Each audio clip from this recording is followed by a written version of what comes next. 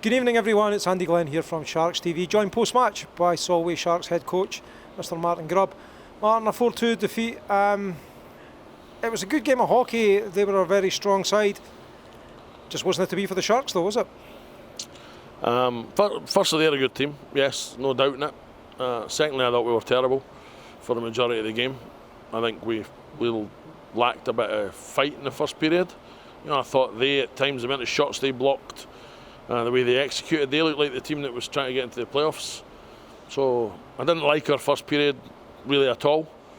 Second period we huffed and puffed a little bit better. Then we took the 2 penalties. The second one to put us in the 5-3 was just not a good penalty to take.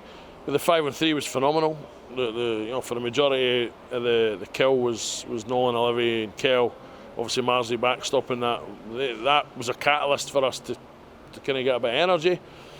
It was a good position to put ourselves in, scoring late in that period to just get that one goal back. And then we spoke about we have to be patient. It might have to go more than 60 minutes, but be patient, find a way, claw it back. One goal at a time. The usual kind of cliches that are there, but we gave up a soft fourth goal, a give and go. That it's a 2-on-2. You have to be better, and before you know it, you put yourself behind the 8 ball again.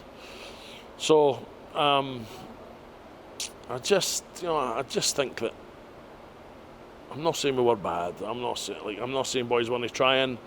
I know it's frustrating for them. I don't think we got the rub of the calls in any way, shape or form tonight. Some of them were complete head scratchers, but we played too much on some of that emotion, on negative emotion.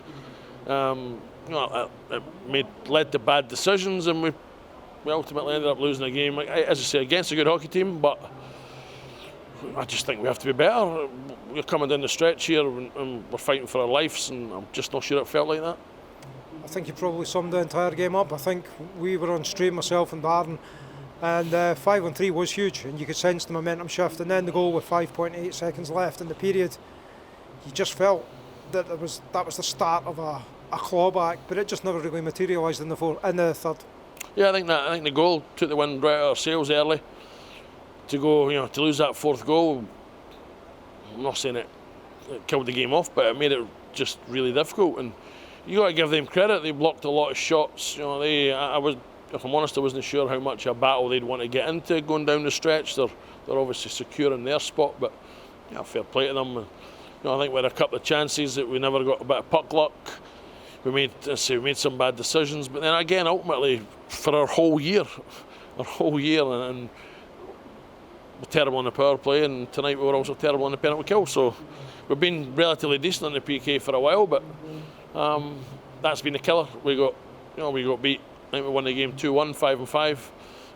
We got beat 3-0 on the special teams, and unfortunately, no matter how well you play or not, you can't play that way and expect to win. So it's difficult, it's a tough one to take. We know we're now fighting an even bigger uphill battle, but nothing's impossible, and we're going to go with that attitude now and see if we can win out.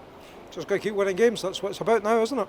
Yeah, I've said to the players pre-game, you can have no regrets. You can't be that team that, obviously Telford's the one in front of us and in control, but if they slipped up and never got enough points and we never won the games, you can't have that regret. So you've just got to look purely at ourselves, try and win 5 games that are left and see what happens. You can't influence any other games, you just got to... No way, no, you have to, but you can't also do it if you don't win your own games regardless of the other results. So as much as it's tough, we just said that to them there. You just got to pull your socks up, stick together, like good teams stick together. Good teams try and find a way to do it, and actually believe that we can create a little minor miracle and leave nothing on the ice, because we deserve. Our fans deserve that.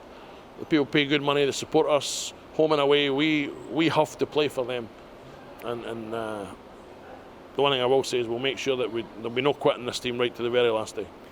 Was there positives in the game for you?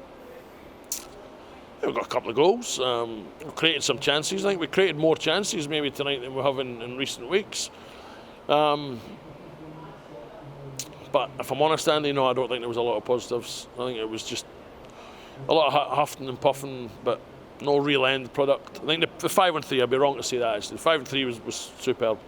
And I don't think we never really gave up, but there wasn't a lot of quality that we could talk about tonight, unfortunately. Well, before you go, I mean, there was a puck drop for Stuart Kerr, who's played over 400 games for the club.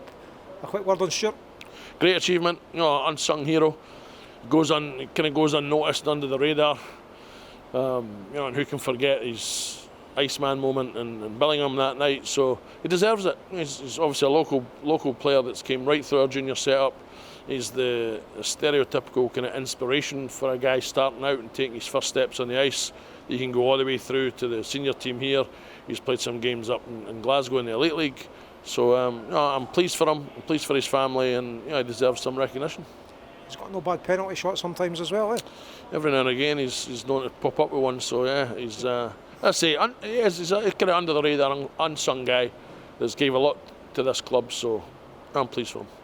Well, we'll continue to support the Sharks no matter what, and we wish you all the best for tomorrow, Martin. Thanks, Andy. I appreciate that.